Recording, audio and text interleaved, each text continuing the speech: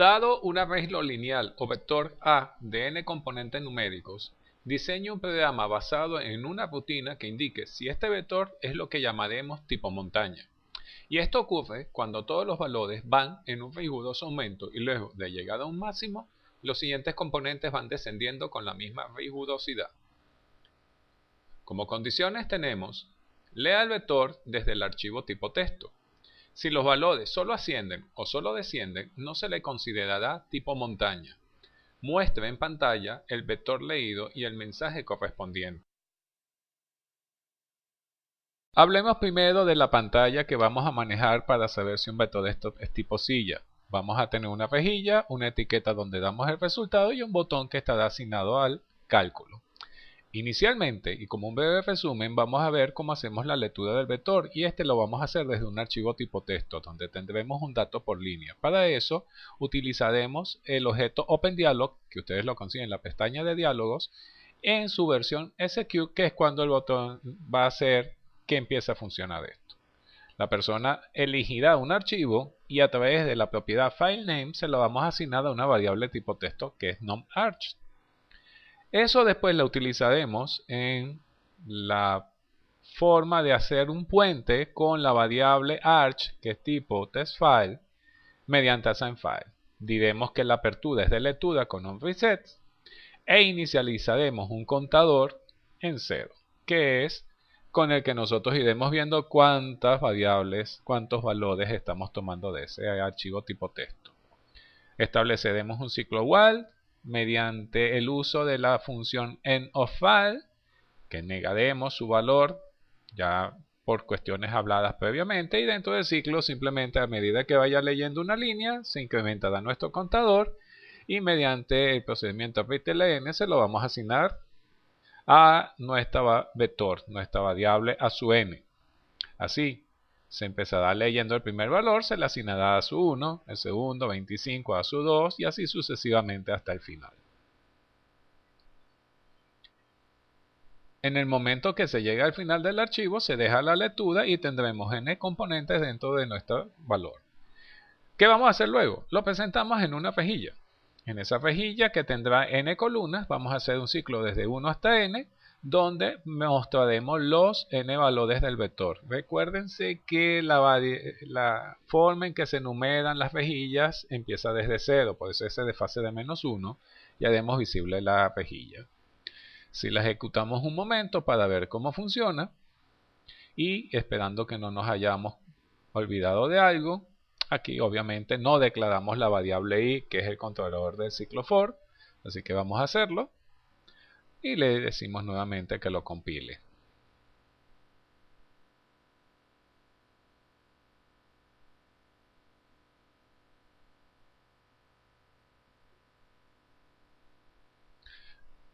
¿Cómo empieza a funcionar nuestro programa? Al darle al botón, lo primero que se ejecuta es el objeto que nosotros colocamos, que es para abrir los archivos, y al ejecutarlo ahí tenemos los datos que teníamos en nuestro archivo colocados uno detrás de otro.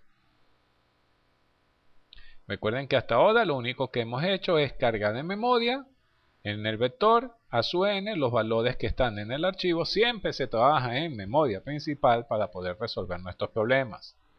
Así que posteriormente, una vez que ya sabemos que tenemos cargado en la memoria principal del vector, debemos de buscar, lo primero que tenemos que hacer es la posición del mayor valor dentro de ese vector, que es el que nos permitirá saber en definitiva si este es tipo montaña o no.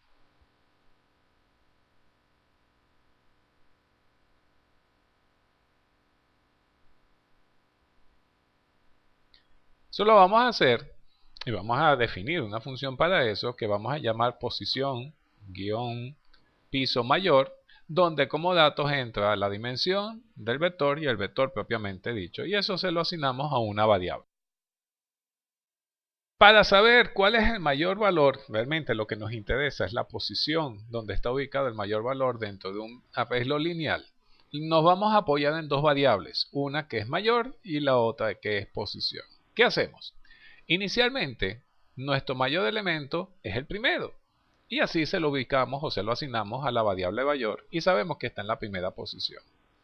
Posteriormente deberíamos de establecer un ciclo donde vamos a comparar lo que está en la segunda posición del vector con lo que tenemos guardado en ese momento en la variable mayor.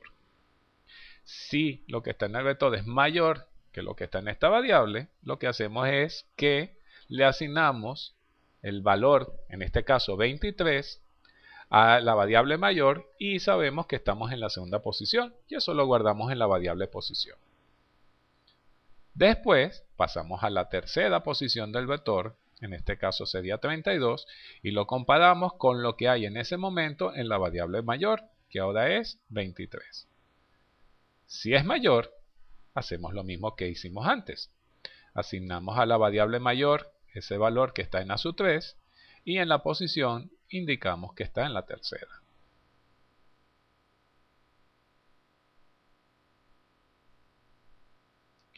Y así continuamos. Nos colocamos en la cuarta posición y comparamos con lo que está en la variable mayor. En este caso, como no es mayor, simplemente no hacemos nada de las asignaciones que habíamos hecho previamente y lo que haremos es pasar a la siguiente posición. Y así continuamos para cada una de ellas hasta llegar al final del vector. Al final de cuentas tendremos en mayor el mayor valor y en posición la posición que ocupa este valor.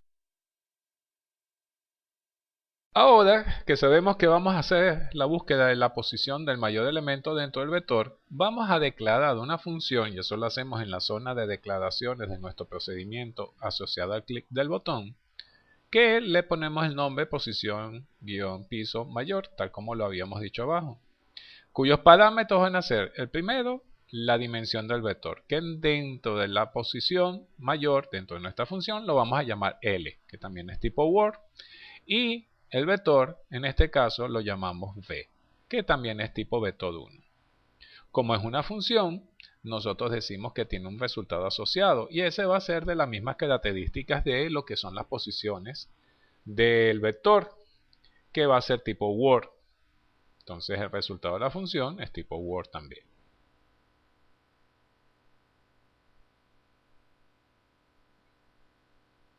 Tal como habíamos indicado en la explicación, tenemos una variable mayor que inicialmente va a ser la primera posición del vector y vamos a tener la posición que va a ser la número 1.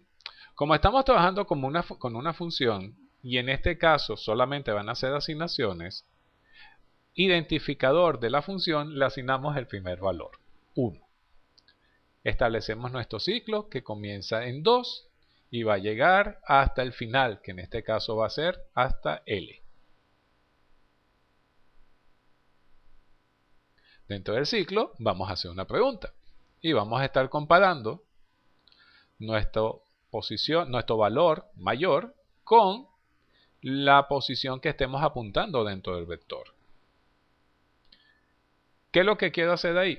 En ese caso, dependiendo de lo que yo esté preguntando, que en este caso si mayor es menor que lo que está en esa posición del vector, lo que hacemos es que asignamos a la variable mayor este nuevo valor y a la variable posición mayor, que más que variable es el identificador de la función, le asignamos el valor de i, que es donde estamos ubicados dentro del vector.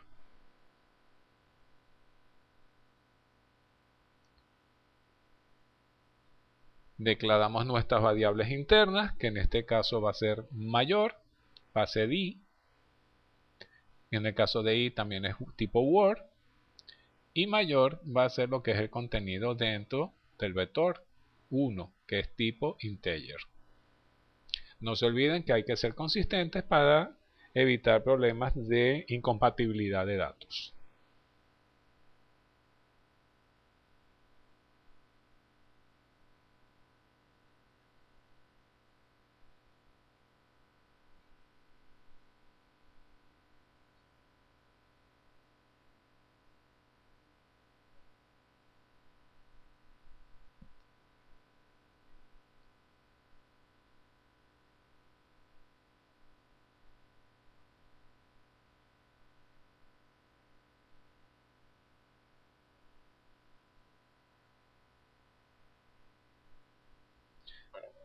Así tenemos nuestra función ya declarada.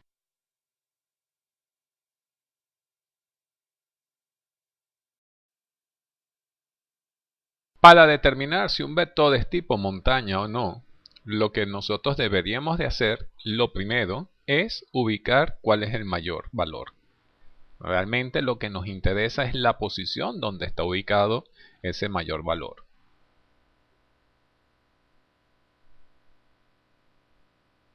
Una vez que hemos determinado esto, empezamos a hacer un primer ciclo desde el primer elemento hasta la posición del mayor. Y vamos comparando el primero con el segundo con el tercero y así sucesivamente, viendo si tales valores van en ascenso. Una vez que llegamos a la posición donde está el mayor, debería de haber un punto de inflexión y empezamos a comparar desde donde está el mayor con el siguiente. Y así sucesivamente, solo que ahora vamos verificando si estos valores van descendiendo. Así lo hacemos hasta el final del vector.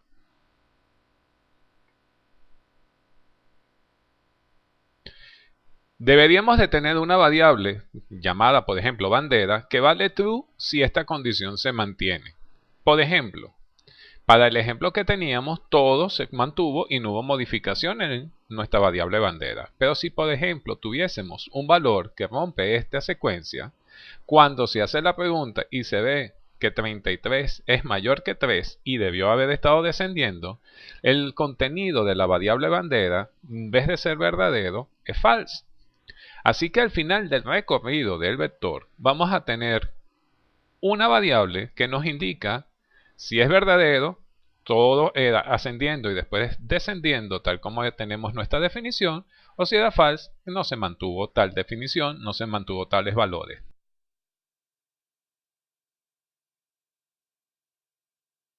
Una vez que yo ya he determinado en qué posición se encuentra el mayor elemento dentro del vector, ahora lo que tengo que ver si hay un proceso de subidas en forma de los componentes que están dentro del vector y después baja.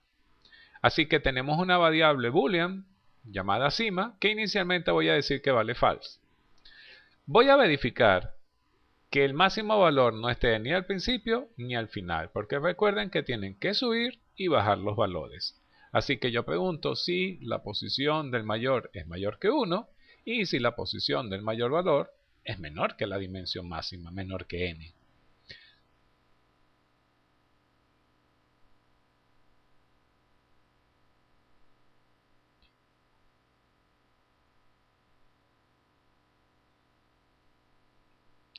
Voy a establecer un proceso que construiremos posteriormente de ser cierto eso, pero sabiendo de que si ya no se cumple, directamente cima va a ser false.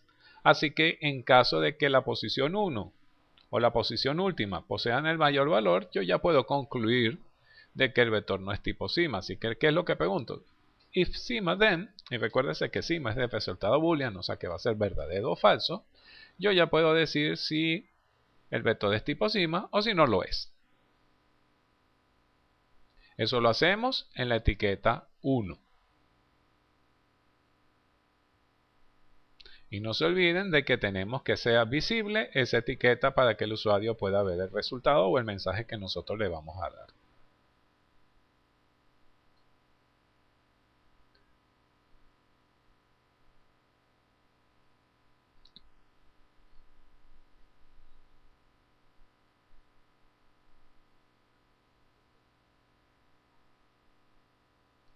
En caso de que en algún punto intermedio del vector se encuentre el mayor valor, vamos a empezar a hacer nuestro proceso de búsqueda. Vamos a decir que cima inicialmente es verdadero, ya aquí dentro de nuestro if, y vamos a establecer un ciclo que va desde 1 hasta la posición donde está el mayor, realmente menos 1, ya veremos por qué. Un ciclo.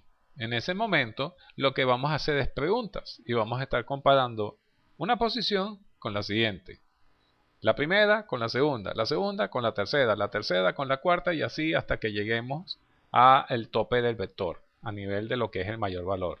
Por eso llegamos hasta la posición menos 1. ¿Qué pasa?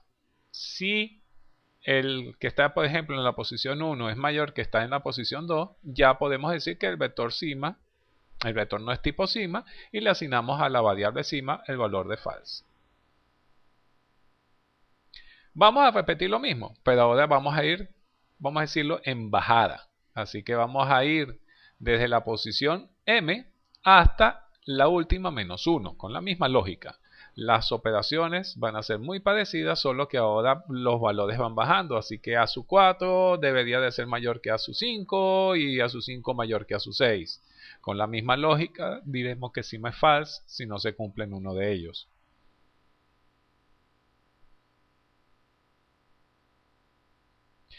Fíjense que esto se podría optimizar porque realmente yo no tendría que revisar todos los vectores con un ciclo for, todas las posiciones del vector con un ciclo for, sino que detendría la búsqueda en el momento que no se cumple esto. Lo dejo para que ustedes lo piensen cómo deberían de hacerlo y lo reprogramen. Con un ciclo repeat until o con un ciclo while do podría hacerse. No se olviden declarar las variables con las que nosotros estamos trabajando. Sigma es tipo boolean. Y vamos a revisar si no nos falta alguna. Y compilemos. A ver si tenemos algún error, alguna omisión que haya que ser cambiada. La asignación aquí está mal hecha. No se olviden, no dejen de cometer o omitir estos errores, perdón. Vamos a darle nuevamente. A ver si compila adecuadamente.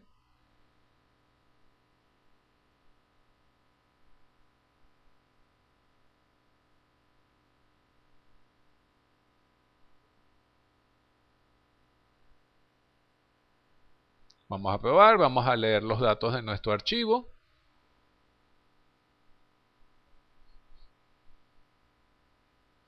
Y como verán, el tipo es no sigma.